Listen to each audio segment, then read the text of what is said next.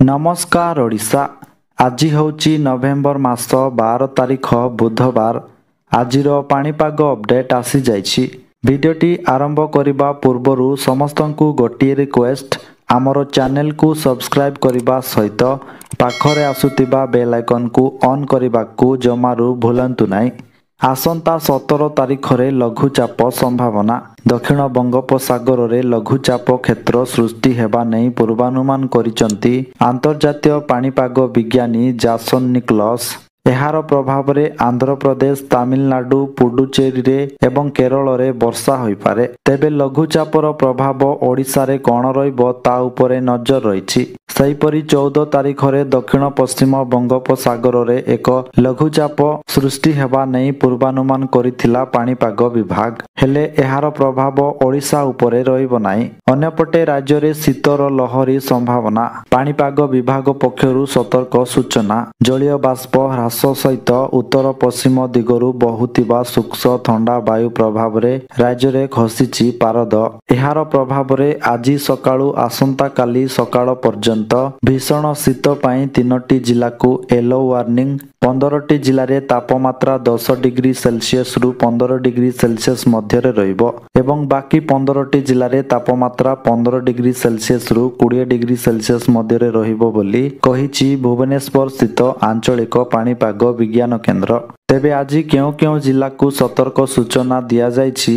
केउ जिला गुड़िकरे पाग सुखिला रहिबो ता सहित केउ जिला गुड़िकरे हाड़ भंगा शीत हेबो एवं राज्यर तापमात्रा केते डिग्री सेल्सियस पर्यंत कमिबो एवं राज्य रे शीत बढ़िबाकु नै पाणीपाग विभाग कोन अपडेट दैछि ए नै संपूर्ण खबर जानिबा पई भिडियोटी को शेष पर्यंत देखंतु।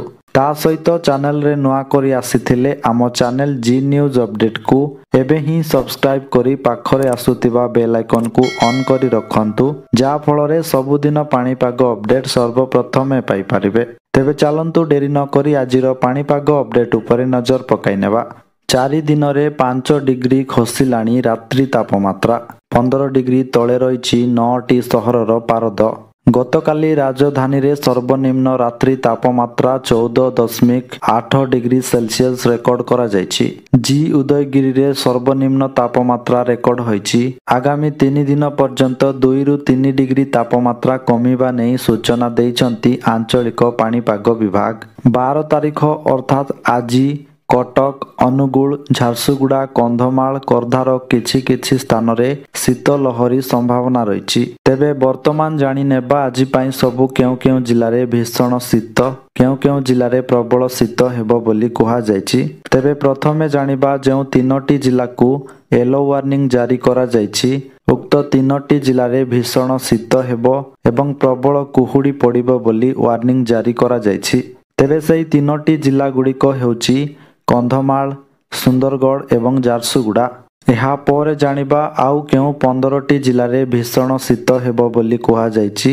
ଉକ୍ତ 15ଟି ଜିଲ୍ଲାରେ ଭୀଷଣ ଶୀତ ହେବ ଅର୍ଥାତ୍ ସର୍ବନିମ୍ନ ତାପମାତ୍ରା 10 ଡିଗ୍ରୀ ସେଲସିୟସରୁ 15 ଡିଗ୍ରୀ ସେଲସିୟସ ମଧ୍ୟରେ ରହିବ ଏବଂ ପ୍ରବଳ କୁହୁଡ଼ି ପଡ଼ିବ ବୋଲି କହିଛି ଆଞ୍ଚଳିକ ପାଣିପାଗ ବିଜ୍ଞାନ କେନ୍ଦ୍ର। ତେବେ ସେହି 15ଟି ଜିଲ୍ଲା ଗୁଡ଼ିକ ହେଉଛି କୋରାପୁଟ, ଯେଉଁଠି ତାପମାତ୍ରା ରହିବ 13 ଡିଗ୍ରୀ ସେଲସିୟସ। ଏହା ପରେ ନବରଙ୍ଗପୁରରେ 15 ଡିଗ୍ରୀ ସେଲସିୟସ, କଳାହାଣ୍ଡିରେ 14 ଡିଗ୍ରୀ, ବଲାଙ୍ଗୀରରେ 14 ଡିଗ୍ରୀ ଏବଂ ଟିଟଲାଗଡ଼ରେ 16 ଡିଗ୍ରୀ ସେଲସିୟସ। ତାପରେ କନ୍ଧମାଳର ଫୁଲବାଣୀ ଠାରେ ସର୍ବନିମ୍ନ ତାପମାତ୍ରା 10 ଡିଗ୍ରୀ ସେଲସିୟସ ରହିବ ଅର୍ଥାତ୍ ଭୀଷଣ ଶୀତ ହେବ। ତାପରେ ସୋନପୁରରେ 15 ଡିଗ୍ରୀ, ସମ୍ବଲପୁରରେ 15 ଡିଗ୍ରୀ, ଝାରସୁଗୁଡ଼ାରେ 10 ଡିଗ୍ରୀ ସେଲସିୟସ ବା ଭୀଷଣ ଶୀତ ଏବଂ ସୁନ୍ଦରଗଡ଼ରେ ମଧ୍ୟ 10 ଡିଗ୍ରୀ ସେଲସିୟସ। ତା ସହିତ ରାଉରକେଲାରେ ମଧ୍ୟ 10 ଡିଗ୍ରୀ ସେଲସିୟସ ବା ଭୀଷଣ ଶୀତ ହେବ। ତାପରେ କେନ୍ଦୁଝରରେ 13 ଡିଗ୍ରୀ ସେଲସିୟସ, ମୟୂରଭଞ୍ଜରେ 15 ଡିଗ୍ରୀ, ଅନୁଗୁଳରେ 13 ଡିଗ୍ରୀ, ଢେଙ୍କାନାଳରେ ମଧ୍ୟ 13 ଡିଗ୍ରୀ, ଭଦ୍ରକରେ 13 ଡିଗ୍ରୀ ଏବଂ ନୟାଗଡ଼ରେ 15 ଡିଗ୍ରୀ ସେଲସିୟସ ତାପମାତ୍ରା ରହିବ। ଏହା ପରେ ଜାଣିବା କେଉଁ 15ଟି ଜିଲ୍ଲାରେ ପ୍ରବଳ ଶୀତ ହେବ ବୋଲି କୁହାଯାଇଛି। ଉକ୍ତ 15ଟି ଜିଲ୍ଲାରେ ପ୍ରବଳ ଶୀତ ହେବ ଅର୍ଥାତ୍ ତାପମାତ୍ରା 15 ଡିଗ୍ରୀ ସେଲସିୟସରୁ 20 ଡିଗ୍ରୀ ସେଲସିୟସ ମଧ୍ୟରେ ରହିବ ଏବଂ ଏହି ସବୁ ସ୍ଥାନରେ ପ୍ରବଳ କୁହୁଡ଼ି ହେବ ବୋଲି କହିଛି ଆଞ୍ଚଳିକ ପାଣିପାଗ ବିଜ୍ଞାନ କେନ୍ଦ୍ର। ତେବେ ସେହି 15ଟି ଜିଲ୍ଲା ଗୁଡ଼ିକ ହେଉଛି ମାଲକାନଗିରି, ତାପମାତ୍ରା ରହିବ 20 ଡିଗ୍ରୀ ସେଲସିୟସ୍। ତାପରେ ରାୟଗଡ଼ାରେ 17 ଡିଗ୍ରୀ, ଗଜପତିରେ 18 ଡିଗ୍ରୀ, ଗଞ୍ଜାମରେ 19 ଡିଗ୍ରୀ, ନୂଆପଡ଼ାରେ 18 ଡିଗ୍ରୀ, ବରଗଡ଼ରେ 19 ଡିଗ୍ରୀ ଏବଂ ବୌଦ୍ଧରେ ମଧ୍ୟ 19 ଡିଗ୍ରୀ, ଦେଓଗଡ଼ରେ ମଧ୍ୟ 19 ଡିଗ୍ରୀ ସେଲସିୟସ୍, ଖୋର୍ଦ୍ଧାରେ 17 ଡିଗ୍ରୀ, କଟକରେ 16 ଡିଗ୍ରୀ, ଯାଜପୁରରେ 19 ଡିଗ୍ରୀ, ପୁରୀରେ 20 ଡିଗ୍ରୀ ସେଲସିୟସ୍, ଜଗତସିଂହପୁରରେ 19 ଡିଗ୍ରୀ, କେନ୍ଦ୍ରାପଡ଼ାରେ ମଧ୍ୟ 19 ଡିଗ୍ରୀ ସେଲସିୟସ୍ ଏବଂ ବାଲେଶ୍ୱରରେ 17 ଡିଗ୍ରୀ ସେଲସିୟସ୍ ତାପମାତ୍ରା ରହିବ। ତେବେ ଆପଣମାନେ କେଉଁ ଜିଲ୍ଲାରୁ ଦେଖୁଛନ୍ତି ଓ ଆପଣଙ୍କ ଜିଲ୍ଲାରେ ପାଗ ଓ ଶୀତର ପ୍ରଭାବ କିଭଳି ରହିଛି ଆପଣମାନେ କମେଣ୍ଟରେ ନିଶ୍ଚୟ ଜଣାନ୍ତୁ। ତା ସହିତ ସବୁଦିନ ଏମିତି ପାଣିପାଗ ସମ୍ବନ୍ଧିତ ଲାଟେଷ୍ଟ ଅପଡେଟ୍ ଜାଣିବା ପାଇଁ ଆମର ଚ୍ୟାନେଲ୍ ସହିତ ଯୋଡ଼ି ହୋଇ ରୁହନ୍ତୁ।